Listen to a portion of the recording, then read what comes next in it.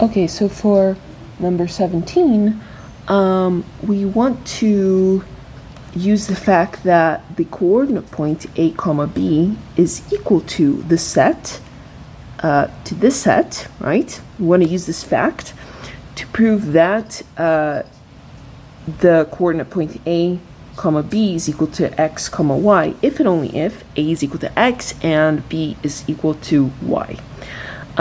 So because this is an if and only if statement, we're going to use a two-part proof where first we're assuming this and then showing that it leads to that, and then we're assuming this and then showing that it leads to that. So because we're going to be using this equation here highlighted in yellow, I'm just going to give a special notation to it so that it's easy for us to access it. So I'm going to say given, I'm going to maybe put the star here as a given. This equation, I'm going to call it, and I'm just going to use generic letters here. I'm just saying m comma n is equal to the set containing m here.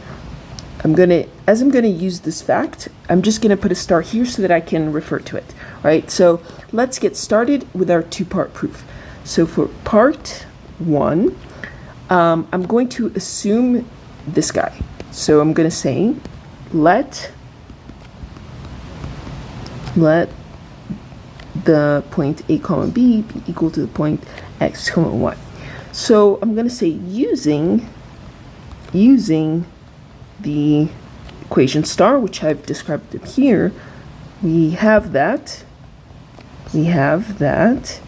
the point a comma b is equal to this thing here, and let me put this here, and x comma y is equal to x and then xy. So thus we have that a b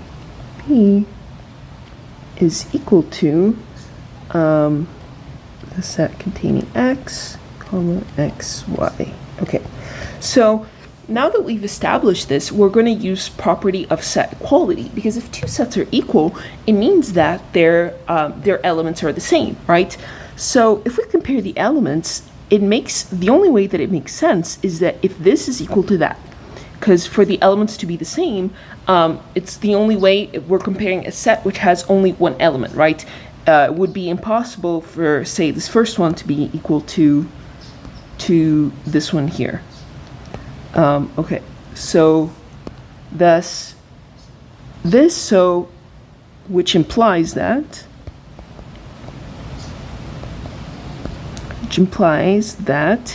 a is equal to x, and if a is equal to x, comparing the second element here with that one, so if a is equal to x, it must mean that b is equal to y. A is equal to x and b is equal to y. So we have shown part 1, right? Now we want to do part 2, which is we want to assume this guy over here and then show that it leads to that. So let's go ahead and do that. So for part 2, let a be equal to x and b be equal to y. So now we're going to just work backwards.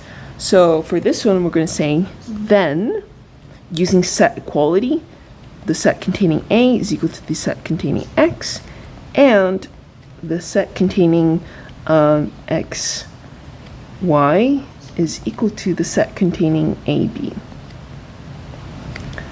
So we're going to use set equality once more. The set containing a comma a b has to be equal to the set containing x comma xy, right? And so using, once more, we're going to reference that star equation using, and let me just highlight this. So using this, then we have